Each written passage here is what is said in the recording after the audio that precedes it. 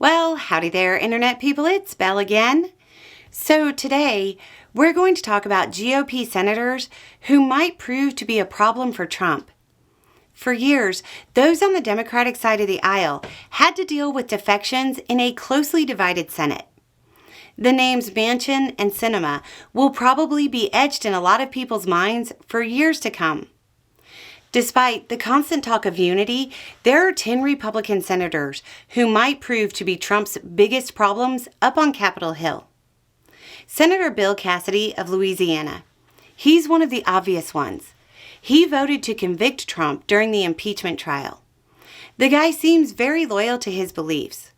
I don't actually like most of his positions, but they don't align with Trump's all the time. There's likely to be some friction there. Senator Susan Collins of Maine. She's publicly raised questions about some of Trump's cabinet picks and doesn't need Trump's blessing for future political aspirations. Senator John Cornyn of Texas. He was up for a leadership spot and didn't get it, so he feels liberated. His word. He's running in 2026 and will probably be primaried by a more MAGA-aligned candidate. In Texas, he'll have to thread a needle, but he's already pushing back on some of Trump's nominees. Senator-elect John Curtis of Utah. He's kind of a moderate. He's one of the few Republicans who actually seems concerned about the climate. He's taking over Romney's seat, and the people who put him in that seat want him to be like Romney. Senator Joni Ernst of Iowa.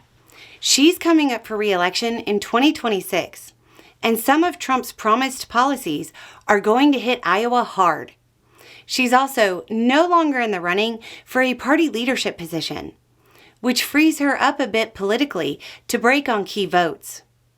Senator Mitch McConnell of Kentucky, no longer in leadership, still massively influential and doesn't like Trump. They have very different views of the country and the party. Senator Lisa Murkowski of Alaska. She's diverged from Trump more than once. She's been publicly skeptical of Trump's nominees. Senator Markwayne Mullen of Oklahoma. This is kind of a weird one. He's very supportive of Trump, but he's pushed back on Trump nominees. I'd put this one in the maybe pile. Senator Tom Tillis of North Carolina. He's coming up for election in 2026 and is already viewed as the GOP's most vulnerable senator. He's going to need independent votes to win. North Carolina also has ports, and those ports might be hurt by Trump's tariffs. So it might be wise to distance himself.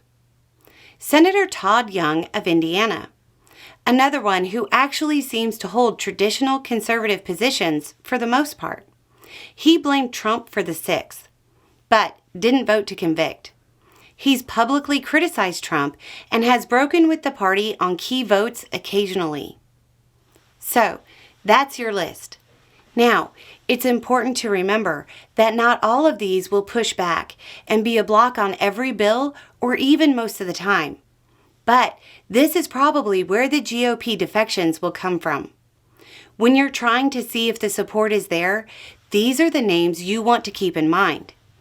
It takes 4 of them deciding to break with the party at the same time, while all of the Democratic senators hold the line for majority votes to be affected. Anyway, it's just a thought. Y'all have a good day.